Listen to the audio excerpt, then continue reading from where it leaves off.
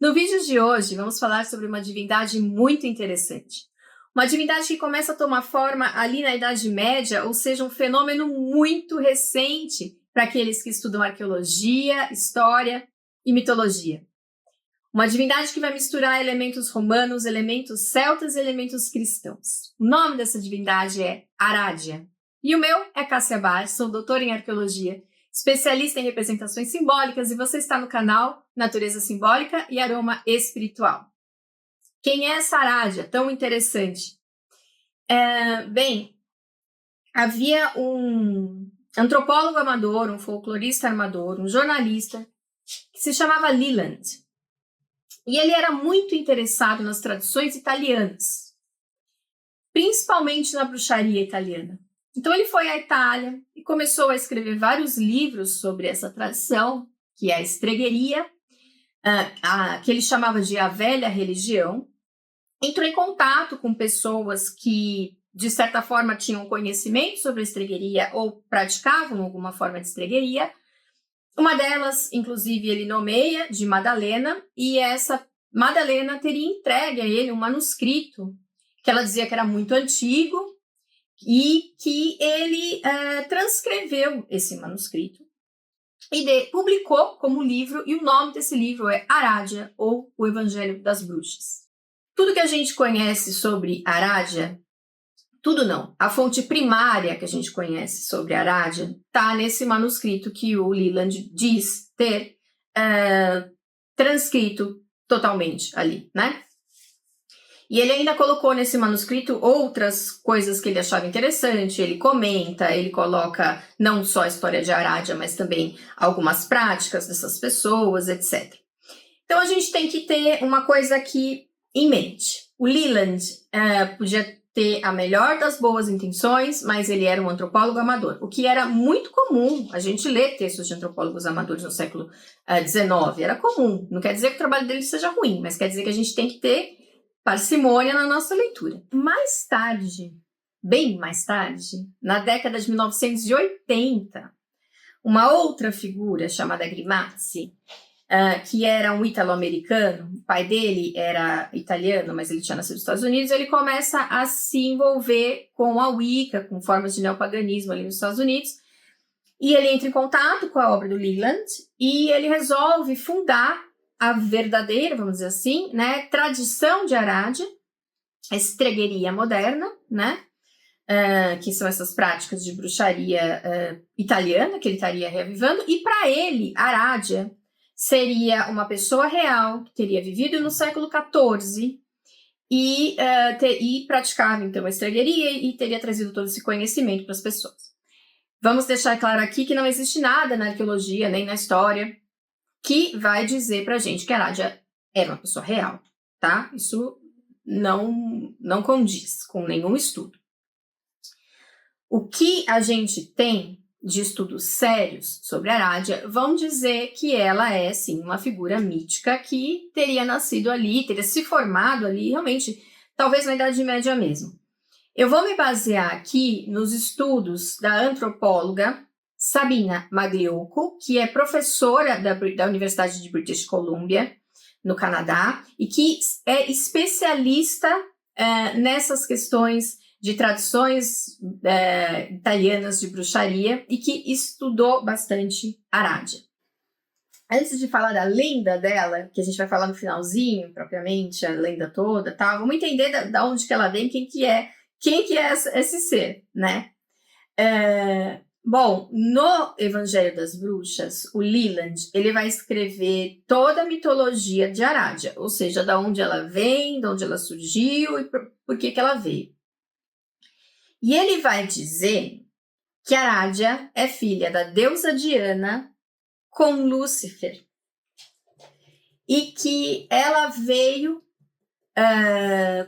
como um presente para a humanidade para que ela pudesse libertar as pessoas da opressão que elas sofriam na Idade Média. Só daí a gente vê como isso é interessante, né? Esse barulhinho é minha cachorra, tá? Vai ter uns barulhinhos de cães andando.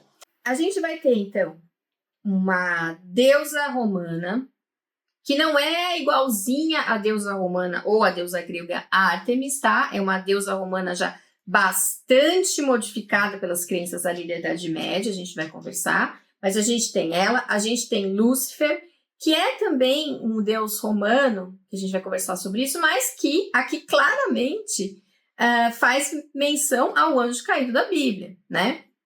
Inclusive o Leland escreve isso no texto. Da onde sai essa ideia? Vamos pensar na Idade Média.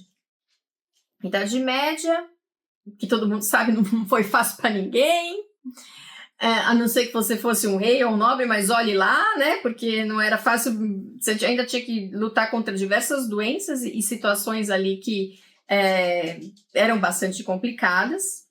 Mas 90% ou 99% das pessoas que viviam ali na Itália, ali na Europa, durante a Idade Média, eram camponeses. Esses camponeses estavam sob o sistema de vassalagem, ou seja, o senhor feudal tinha todo o controle sobre todas as terras e você ali tinha a sua produção anual e tinha que dar quase toda a sua produção anual para o seu senhor e ainda tinha que dar parte dessa produção para a igreja. Isso, claro, vai ter várias variações durante toda a Idade Média, que é um período muito grande, mas basicamente a ideia da vassalagem vai continuar, né? Vai permanecer. E a gente sabe que essas pessoas eram oprimidas, que essas pessoas não tinham mobilidade social, né? Que tudo que elas produziam, elas tinham que dar para um, dar para outro, não sobrava quase nada. Se quem tivesse que passar fome não ia ser o soberano, né? Não ia ser o senhor feudal, ia ser ele. Tinha a igreja oprimindo, né? A gente tem que lembrar que a igreja católica medieval não é a igreja de hoje. Ela realmente oprimia as pessoas. Havia toda aquela ideia, que é a ideia que hoje ainda existe, de que a salvação estava no sofrimento, a salvação estava na submissão, a salvação estava somente na igreja, que você deveria, portanto, dar sua contribuição para a igreja, dar a sua contribuição para o soberano, que também fazia parte disso aí, né? Com certeza. E na Idade Média, além de tudo, a Igreja Católica Cristã começou ali, isso primeiro não era tão forte assim, mas foi se tornando cada vez mais forte, a afirmar que toda e qualquer crença que as pessoas podiam ter que não era uma crença cristã, era do demônio, né? Era maléfica, era um absurdo e não podia ser feita. Então, toda uma ideologia de que se você não fosse cristão, você era um demônio, você era errado, você era um pária da sociedade, começou a se formar. Então, você vê essas pessoas, imagine essas pessoas. As pessoas, elas eram oprimidas, elas não tinham mobilidade social, elas muitas vezes não tinham o que comer e tinham que dar o que elas tinham produzido para comer para a igreja e para o Senhor das Terras. Se elas tinham outras crenças, porque óbvio que grande parte dessa população tinha outras crenças, não foi assim que vamos nos tornar cristãos e todo mundo se torna cristão e oba-oba, claro que não foi isso, né? A Idade Média começa com a queda do Império Romano, todas aquelas pessoas ali, a grande maioria daquelas pessoas ali ainda não era cristã, ainda seguia as religiões antigas, a religião do Império Romano, ou mesmo as religiões celtas ali no norte da Itália e na Europa como um todo, né? Mas quando a gente está falando especificamente da Itália, no norte da Itália havia populações celtas que tinham outras formas de religiosidade totalmente diferentes. E aí chega esse movimento começa a crescer e vai oprimindo essas pessoas. Então, acreditar que existe algo fora dessa opressão, como uma salvadora, uma Messias, que era Arádia, é muito atraente para muitas pessoas, certo? E agora vamos entender quem é Arádia de verdade. No próprio Evangelho das Bruxas, o Leland, ele vai escrever que Arádia era relacionada a uma personagem histórica que se chamava Heródias ou Herodíade. Ela é uma personagem, como eu disse, que realmente existiu. Ela era neta, aliás, de Herodes o Grande.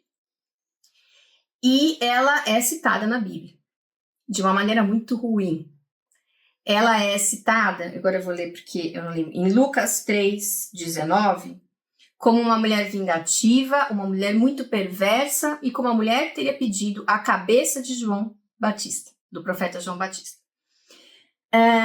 A gente, por um acaso, também tem um historiador que se chama Flávio Joséfo, que é um historiador da época romana mesmo. Ele se tornou um cidadão romano e ele escreveu muito sobre Jerusalém, sobre o que estava acontecendo em Jerusalém e tudo mais. Ele presenciou fatos históricos. E, diferente da Bíblia, ele diz que, sim, alguém pediu a cabeça de João Batista, mas não teria. Ele não menciona Herodíade. Ele menciona a pessoa que, de fato, foi lá e fez isso, que é um personagem também histórico chamado Antipas. A gente já começa a ver ali uma coisa bem problemática. A gente já começa a ver na Bíblia, nesse trecho, uma questão bem misógina, né? Que não era uma questão estranha para a época, certo? Nem para o Império Romano, muito menos aqui, para esse contexto de Jerusalém da época, né? Então, quando a gente tem uma pessoa escrevendo na Bíblia que a culpa da morte de um profeta tão importante para o cristianismo como João Batista não é de um homem que foi lá e cortou a cabeça dele, não é do cara que fez isso, mas sim de uma mulher, a gente já tem um problema aí. E isso é muito importante para a gente entender a formação da deusa Arádia. Já começa por aí, né? Um das personagens que vai fazer parte dessa formação é uma personagem que teria sofrido uma injustiça na própria Bíblia, certo?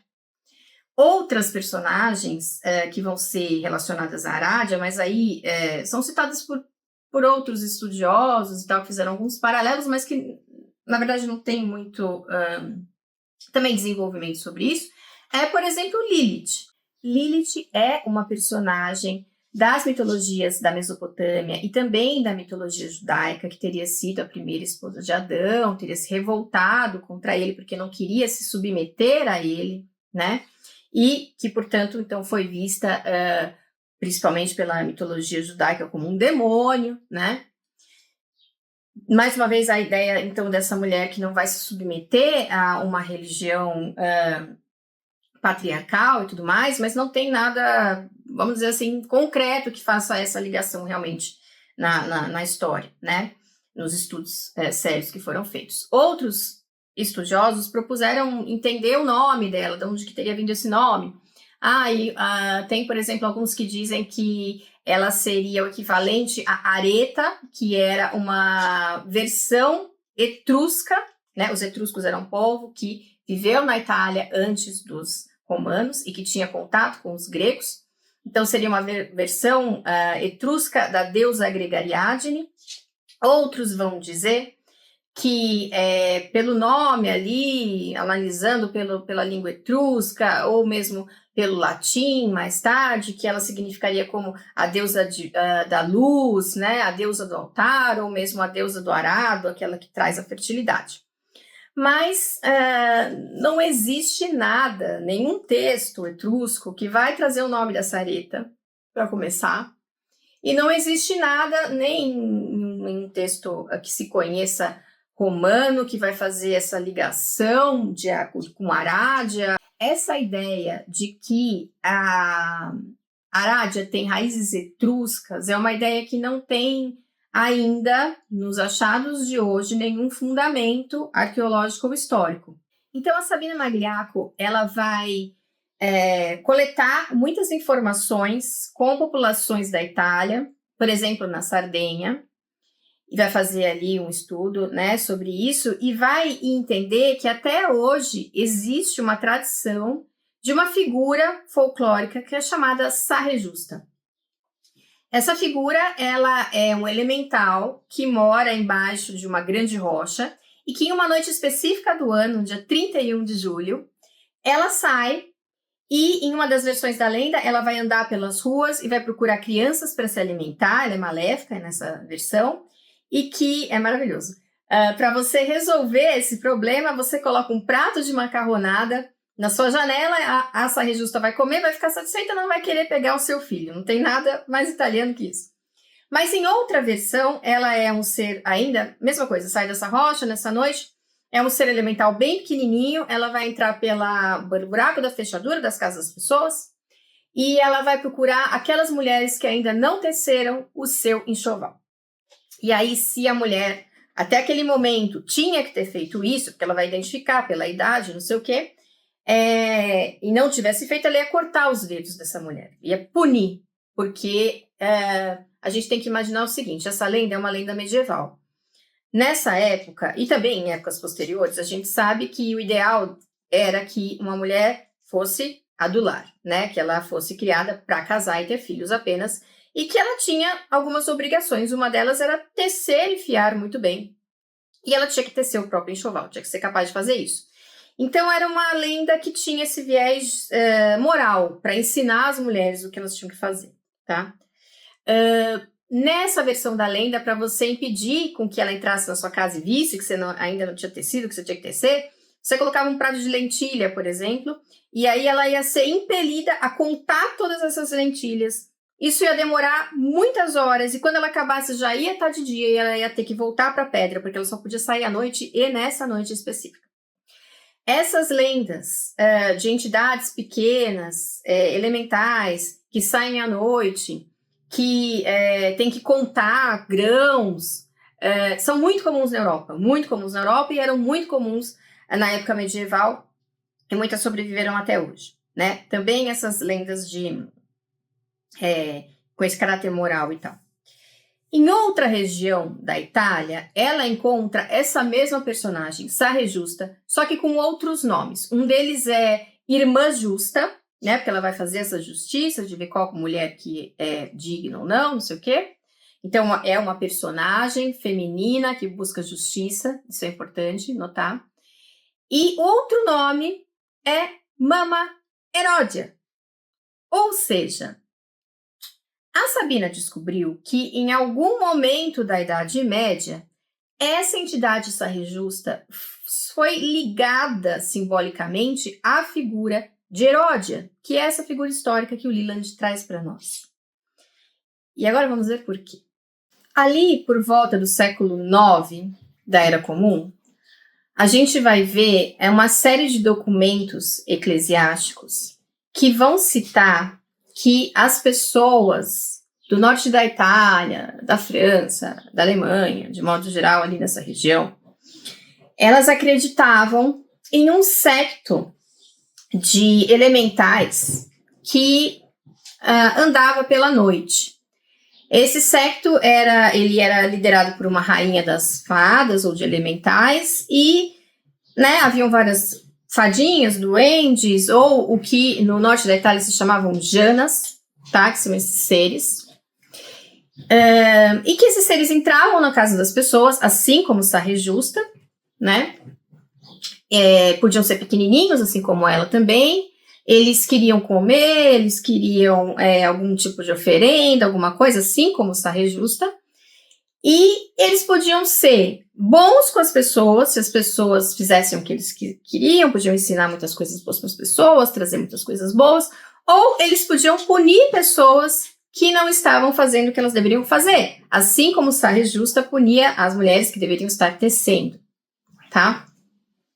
E aí eu vou ler algumas coisas aqui, porque eu não vou lembrar o nome desses eclesiásticos todos, tá?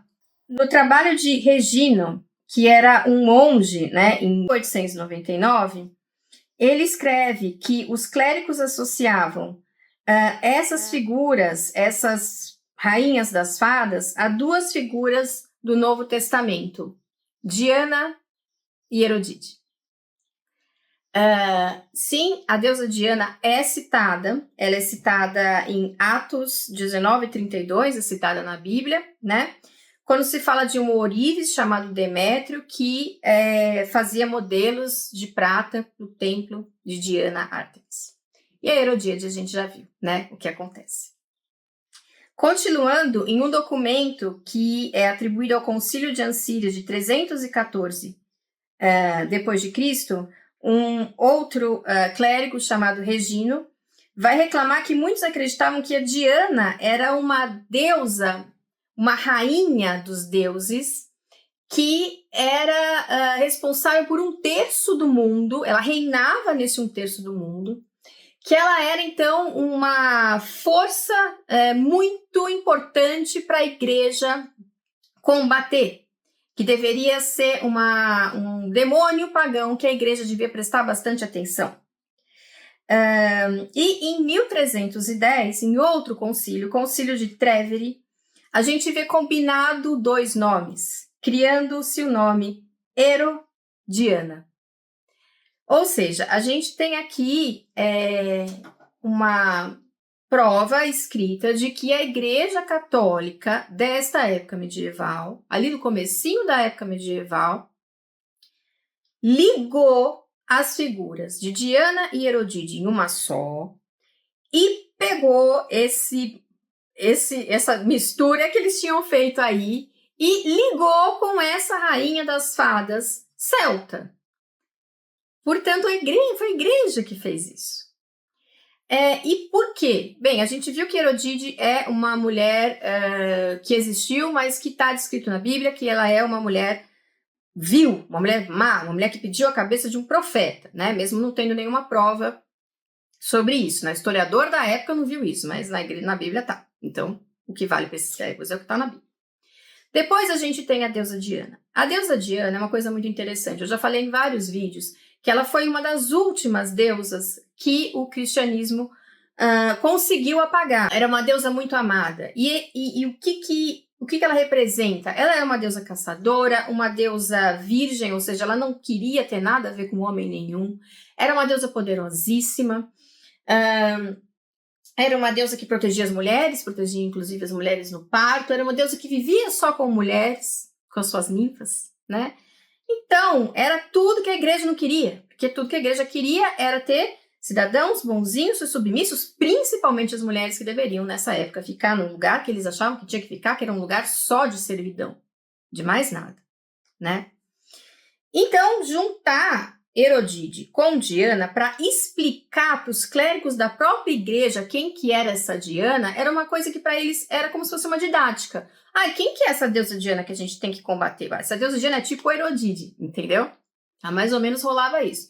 E aí, quando eles foram ver que havia essas crenças populares desses seres, dessas fadas, e que essa fada entrava na casa das mulheres e que dava coisas boas para as mulheres, e que muitas dessas mulheres saíam à noite para encontrar com essas fadas, que absurdo! O que eles falavam? Olha, essa fada aí, essa rainha das fadas aí, ela é tipo a Herodíade, ela é tipo a Diana, entendeu?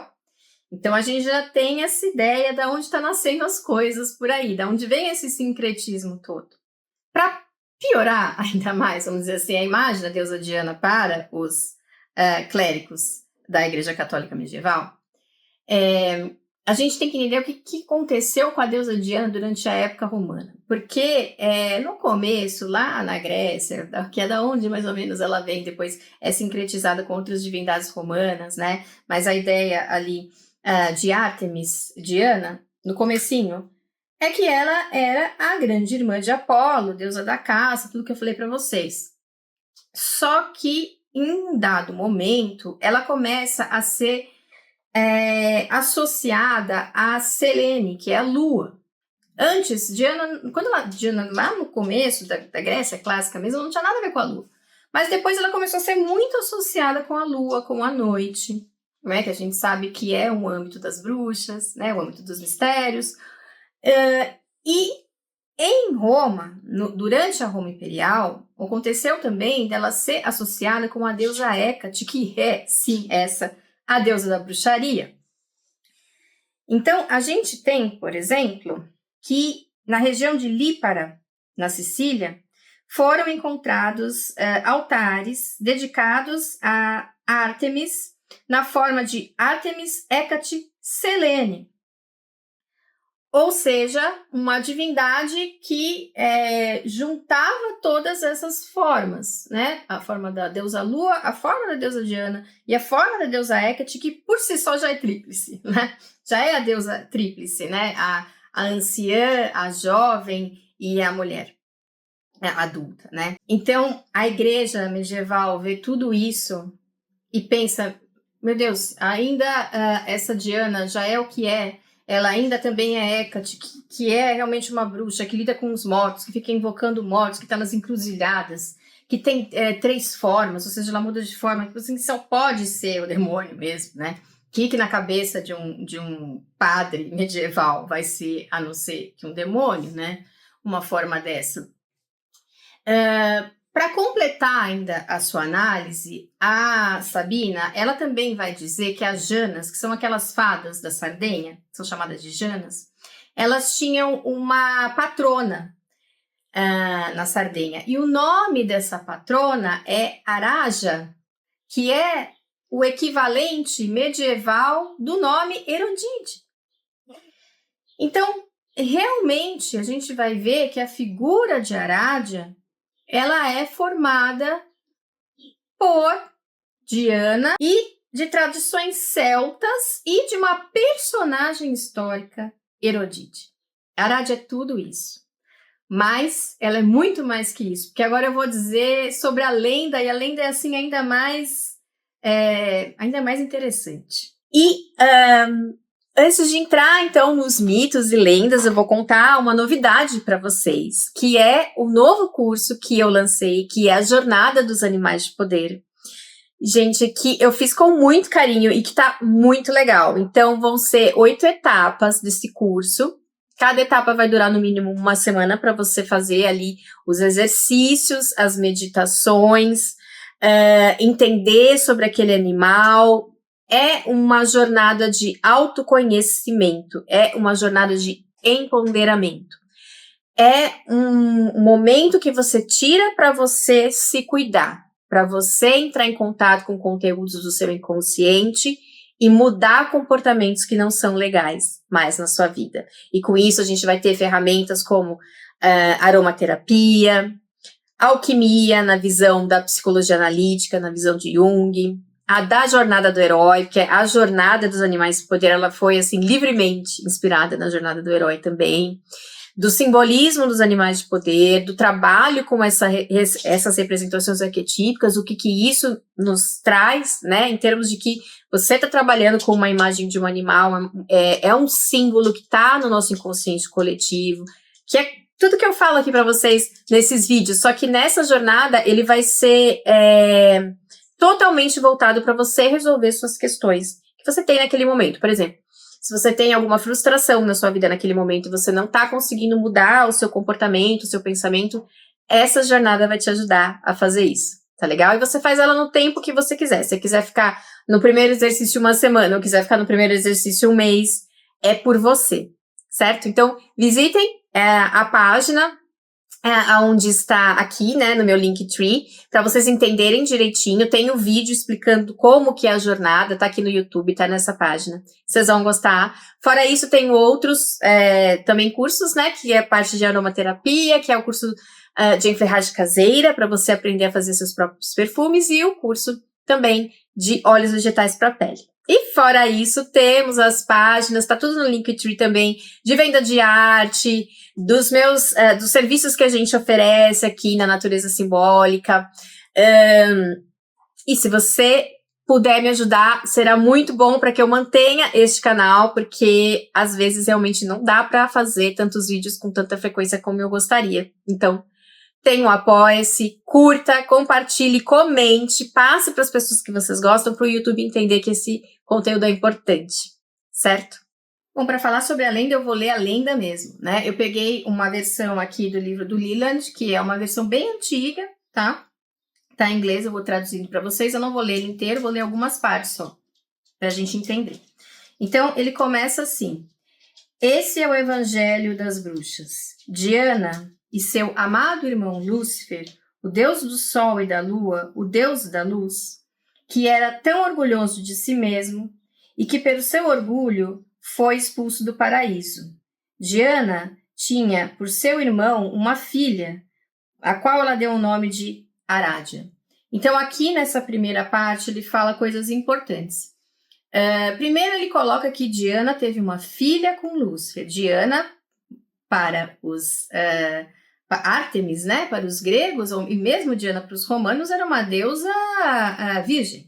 Mas aqui, na mitologia medieval, ela vai ter uma filha. E ela vai ter uma filha com Lúcifer. Quem é Lúcifer? Ele descreve Lúcifer como o deus do sol e da lua.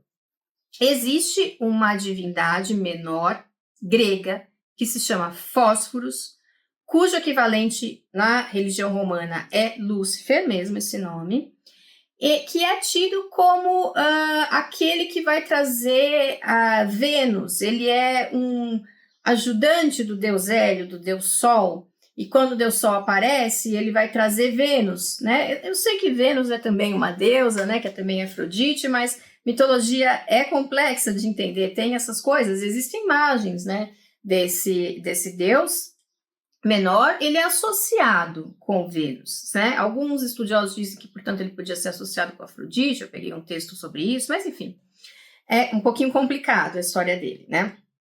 Só que aqui ele fala também claramente que, além de ser esse Deus, ele foi expulso do paraíso. Então a gente tem um Lúcifer aqui que não é somente o demônio Lúcifer do cristianismo, que é o anjo decaído, que ele diz que também que ele foi expulso do paraíso, mas que também é o Deus da luz, né? Lúcifer é aquele que traz a luz, por isso que ele é um ajudante do sol, que é um deus romano. Então aqui ele é as duas coisas. A gente tem uma Diana, que não é uma Diana romana, é uma Diana já medievalizada, e a gente tem um Lúcifer, que não é o demônio somente, que é também um deus romano. E por que a gente tem isso? Porque lembra que eu falei que Arádia é a deusa dos oprimidos? É a deusa daqueles que querem se revoltar contra a igreja e contra tudo que ela representa, que é essa opressão? Então eles vão buscar não só aspectos da velha religião que eles tinham antes na Itália, que é a religião romana, mas eles vão buscar justamente figuras que é para irritar mesmo os cristãos da época, a Igreja Católica. Eles vão pegar Diana, que a Igreja Católica detesta, e vão pegar Lúcifer, que é óbvio, que é a pior coisa que existe para a Igreja Católica, né? Que é o próprio demônio. Então, vou pegar esses dois, é uma escolha muito bem feita, né? A gente não está falando de uma lenda bobinha, a gente está falando de uma escolha racional aqui.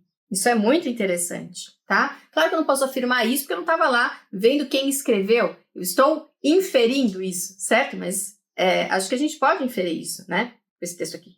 E vão dizer que nasce Arádia, né? Dessa união desses dois.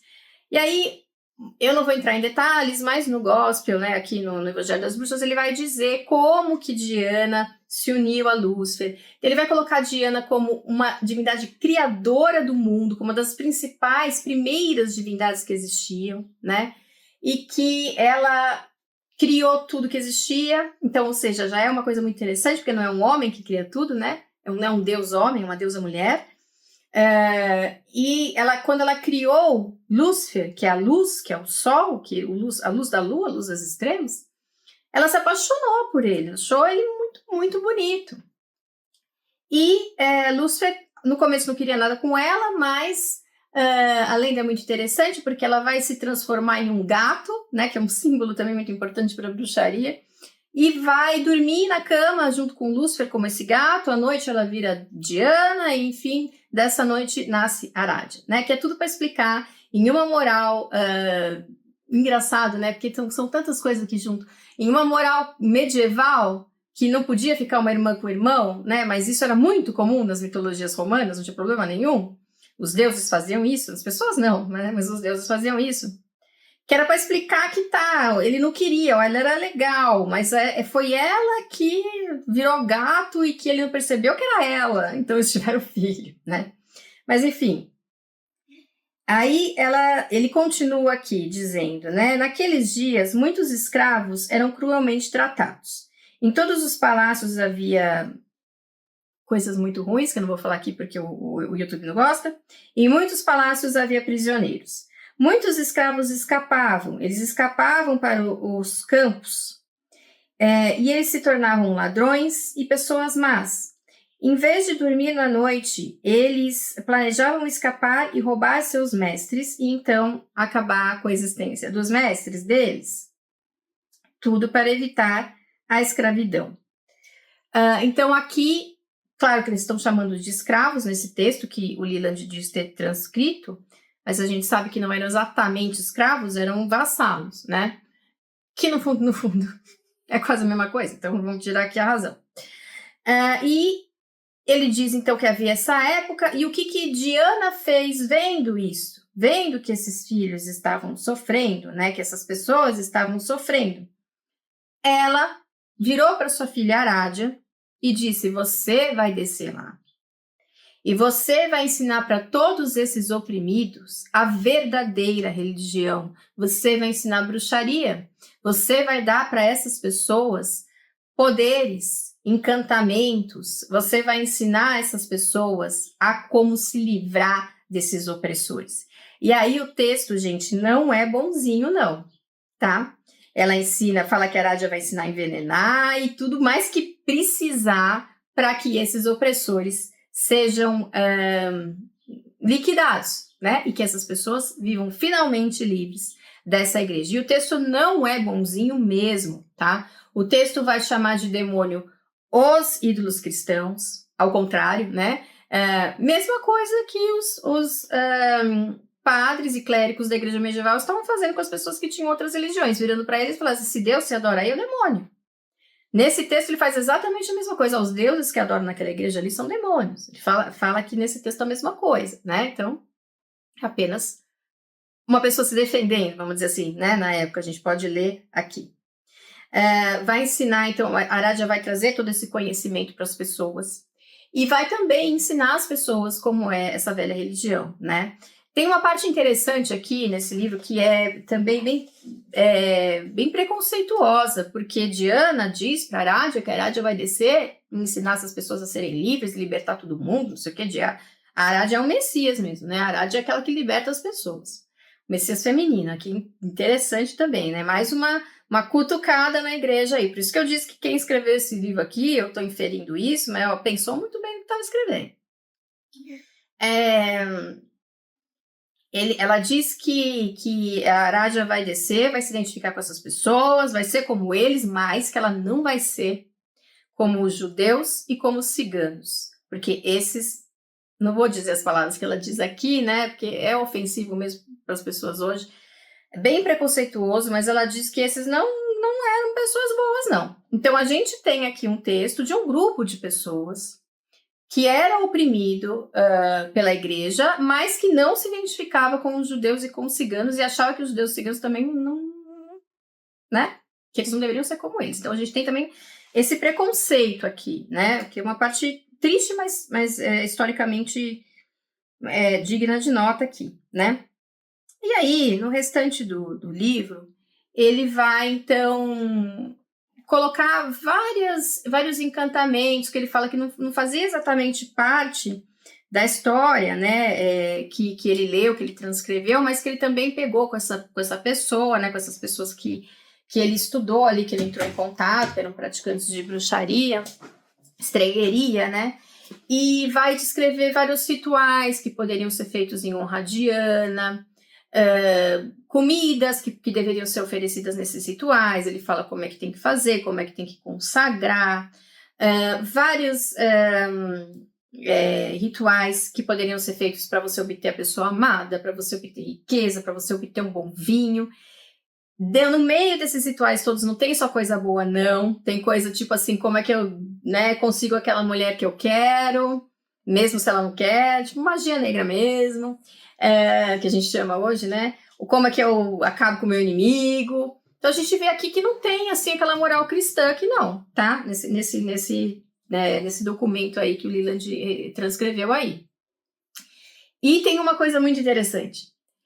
Em vários momentos desses rituais, as pessoas que vão pedir alguma coisa para Diana, porque a Arádia ensinou as pessoas que elas tinham que pedir coisa para Diana, né? Que Diana é a que era a grande deusa, que era a deusa real, que devia ser então seguido isso e não a religião cristã. Que eles pediam coisa para Diana, mas que eles ameaçavam Diana. Tipo assim, tô pedindo isso, eu sou muito fiel, eu sou muito devota, Diana, eu sou muito. Então, por causa disso, você tem que me atender, porque se você não me atender, você vai ser infeliz pro resto da sua vida eterna. É tipo coisa desse grau que tá escrito ali. Então, ameaçando a divindade. E é muito interessante isso, porque isso também tem na Igreja Católica, e tem até hoje a gente vê pessoas que pegam, por exemplo, imagens de Santo Antônio, que deixam de cabeça para baixo, ou que fazem alguma maldade com o santo, porque até ele arrumar um marido para pessoa, uma mulher para pessoa, né? Então elas maltratam o santo, elas falam, ó, só te tiro daí se você fizer o que eu quero. E isso tá também nesse manuscrito muito, muito interessante isso, porque ao mesmo tempo que você vê que a pessoa tá lá e que ela se vê como um ser que tá falando com uma divindade, ela se vê como uma pessoa que pode punir a divindade. É muito louco isso, né? Muito interessante mesmo, né? O que é a psique humana. Bem, espero que vocês tenham gostado desse vídeo. Eu acho essa divindade uma divindade muito interessante. É uma das mais interessantes que a gente tem, né? Porque ela combina coisas que para nós são muito modernas. Então, espero que vocês tenham gostado e até o próximo vídeo.